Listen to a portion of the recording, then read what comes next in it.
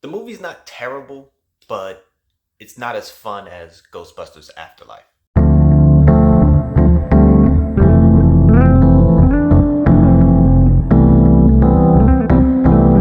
Hello, welcome to Just My Thoughts. I'm your host, Khaleel Ward. On this episode, I'll be talking about Ghostbusters Frozen Empire.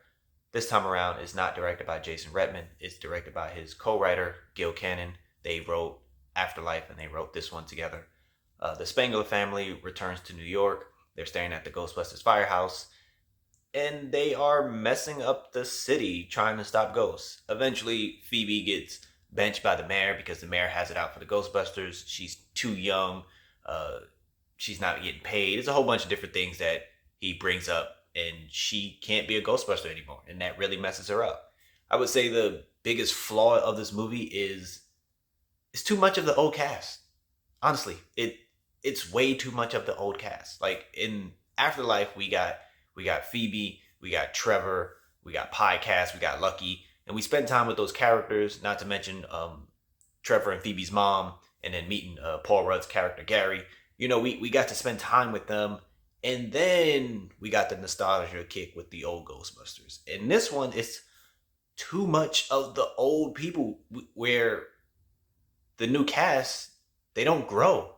So Phoebe gets benched, and now she's, for some reason, in New York City, going to a park in the middle of the night, which is extremely dangerous for an adult, let alone a kid. And she's playing chess, and she happens to play chess with a ghost. And she did that in the previous movie where she was interacting with ghosts, and she chops it up with a ghost, and now the ghost is her best friend.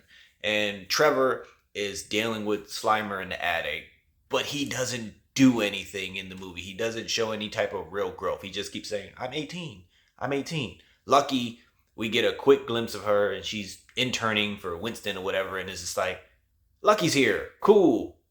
Podcast is working with Ray and helping him do another show or something like that, but there's nothing.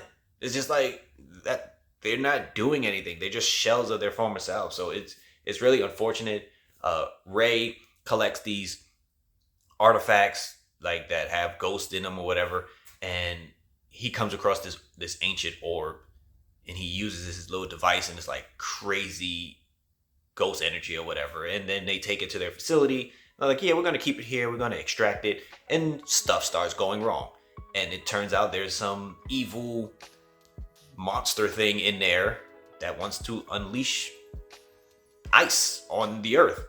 And I like the design of the monster. I thought the monster was really cool. But nothing was really happening in the movie. Like, they were trying to figure out who was in it. But the cast was just fractured. The new cast was fractured. Callie, Phoebe's mom, and Gary, they kept having conversations like they want Gary to step up and be a little harder on the kids like a dad, but it never comes to a point where he's like trying to propose to her to make it a real family. Like, they like, yeah, we're the family, but he doesn't like come out and say like, yo, let's get married or anything. It's weird like that. They took all the cool things from Afterlife and just like, we're gonna give you a lot more of Ray. And, it was just like, why do that for this movie? And so like, it has some funny moments where you can laugh out loud. Camille Nanjiani is in it. His character is weird, but I was watching it like, it's not working. It doesn't have that. It doesn't have the fun of the previous movie because it's just so much of this old cast. I thought it would have been really cool if they would have just killed off the old cast somehow. Like the ghost comes out and kills them, and then the new people have something to fight for. That would have been really cool, but it's just a lot of time with the cast. Of course, we see them suit up again, but they can't move. So they're not really doing it. Every time we see them suit up, it's just like, shoot. Oh, that didn't work. One-liners.